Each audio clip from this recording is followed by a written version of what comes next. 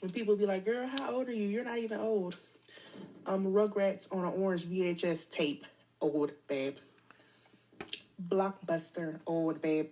I had a Sega Genesis. That means she about my age. That means she about my age. You ain't old as dirt, but you up there. Y'all don't remember them Blockbuster days. Them Blockbuster days was them days, dog. That's before Google was what Google is now. We used to use Yahoo Maps. Old, babe. Me and my friends was out and about cruising the streets with no GPS and didn't know how to read a map. Only going places on a hope and a prayer because there was no GPS. Every time I get on my phone and I type an address in, bro, you don't even got to type an address in no more. As long as you know the name of the place, you could just type the name of the place. You know how many places we had to print out turn-by-turn directions off of Yahoo Maps. Not Google Maps, Yahoo Maps. And then I'll be in the passenger seat and my cousin will be driving and I'll be like, all right, bro, say turn left on such and such. Okay. Turn right on such and such. And then you had to look up to find the street. Oh, man, y'all young folks, y'all got it so easy now. Babe. Old. Y'all remember dial up? If you was on the internet, that means none of the house phones work. Your mother picked the phone up and you hear that noise and she, hey, get the off the internet! Plug my goddamn phone back in! we don't have to deal with that no more. We got Wi-Fi. So now your computer, your phone, your TV, my damn camera is connected to the internet. Technology is a mother. Put a finger down if you got set up on a blind date by one of your coworkers and you and the guy went out to dinner and you were having a lot of fun and you were really hitting it off, so you decided to get a pitcher of margaritas even though you're a lightweight. And you guys were having so much fun that one thing led to another, and next thing you know, you guys are bar hopping on a Thursday night, and you ended up at a few different bars, and at the third bar, it was super busy and super packed, and you suddenly got the urge to so you went to find the bathroom. No, I know she not about to say she on herself. I was wondering where this was going. And the line was so ridiculously long that after waiting in line for what was maybe 10 or 15 minutes, you ended up in your pants because you couldn't hold it anymore. So then you had to go find your date and tell him that you guys have to leave the bar because you just yourself. And your date has to order you guys an Uber back to your house, well, back to his house, and then you go back to your house, and then you have to endure. She had to sit in the Uber with doo-doo in her pants. Oh, that's crazy. Really long and really awkward, stinky Uber ride, and then you get dropped off at home, and then the guy unadds you on everything, and you never speak to each other or hear from him again. Now, I'm sorry, but you can't blame him. Your best bet would have been to just fake pass out. As soon as I doodled on myself, I'd have fake passed out. Oh my God, she shit on. Yeah, I passed out. I can't control my bowel movements. That would have been your best bet, dog. Oh, that's embarrassing. As a grown adult, I have never shit on myself. Ooh. Nah, let me take that back. I have sharded before. I have definitely sharded before. You know when you have one of them juicy ones? That's too much information. Miss, if you don't get the out my face, I'm going to slap 3 layers of skin off your face. Now back, I'm going to give you 5 seconds. I'm going to slap 3 layers of skin off your face is diabolical. How she came up with that? Now go do what you came in the store to do. Don't ever come in my face. Go. Facts. What the fuck you in my face for? You thought you was crazy? Hey, man.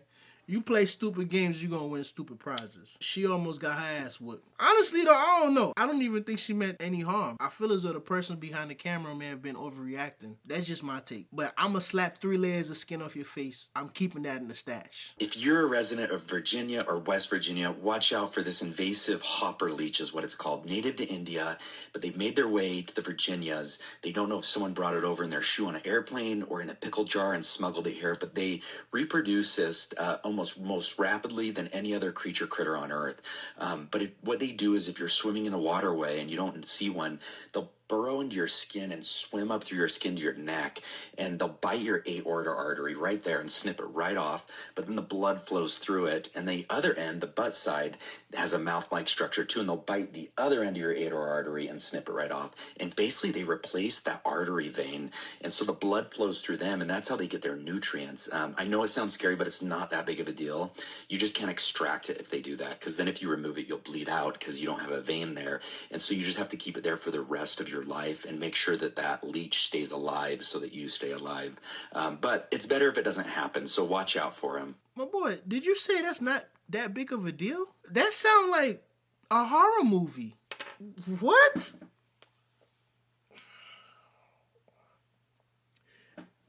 Nature is a scary thing. I did not know things like this existed. This shit replaces a whole artery, cuz. And he said it's not that big of a deal. Here's the wild part about this. Suppose that's the cure for something. Suppose that leech get in your body, replaces that artery, and it's like a cure for erectile dysfunction.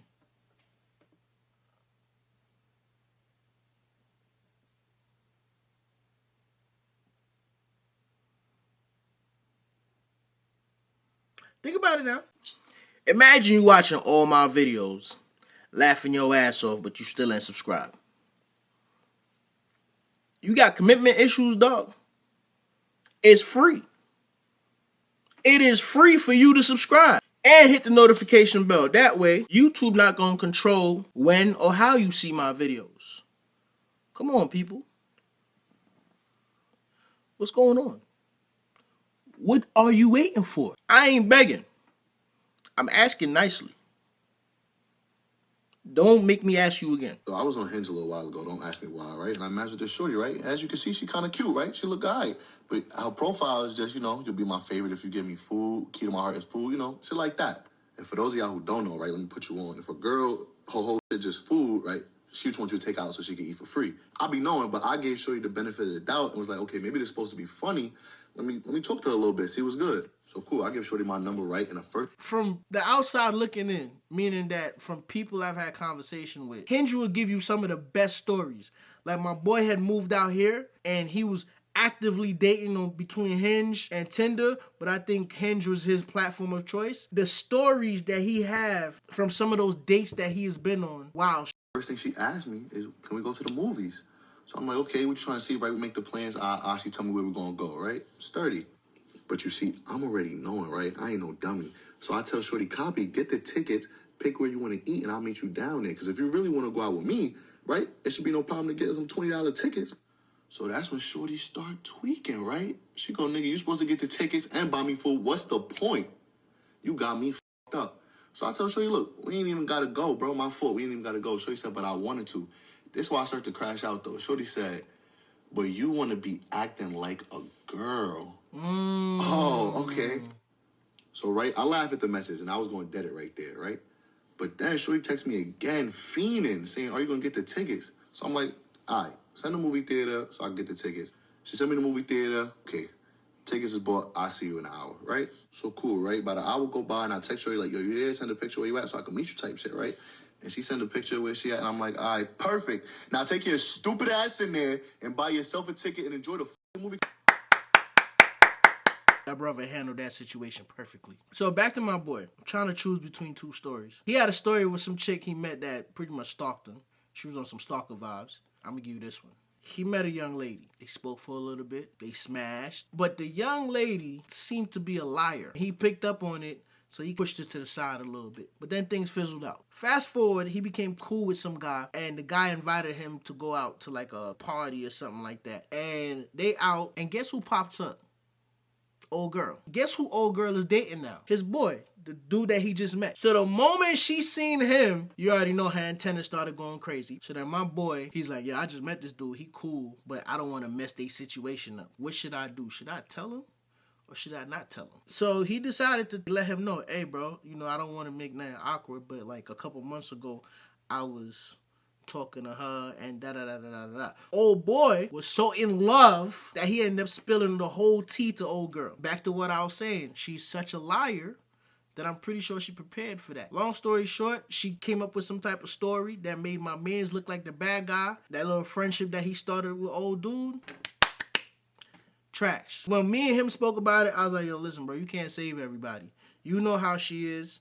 He got to find out how she is. I don't know what transpired out of that. But for me, I don't argue with dudes over pussy. My wife might be a different situation. If I feel as though you're being disrespectful, I'm going to check you on being disrespectful. But if it's a situation where, when I was out here in these streets, and there was situations where I feel as though a young lady is trying to pit me and another individual against each other, I'll catch on to that quick. If I feel as though she's trying to pit us against each other, I'm like, hey, bro, listen, I think this is what's going on. I don't care. And I'll go into a spill, because I believe that any young lady that uses her femininity, quote unquote, to put men against each other is not a good person. So off rip, once I peep that, it's fuck you. I don't got no good intentions for you. I had a situation like that happened, and I told son, I was like, hey, bro, listen, bro, I'm not wifing that. I don't think you should attempt to wife that. You feel me? I don't care if you hitting. It don't do me no never mind. Just don't let shorty manipulate you. I'm big on that because I know deep down I'm a crash out. I'm going to keep it 100 with you. I know deep down inside I'm a crash out. My spidey senses are always tingling for somebody trying to manipulate me. The last thing I would want to do is overreact because somebody was pulling some strings on either me or another person like a puppet. Because a motherfucker could pull some strings on me and it not work, but then pull some strings on somebody else and then I have to defend myself. And I would hate that. And that's usually what happens. So fellas, be careful out there.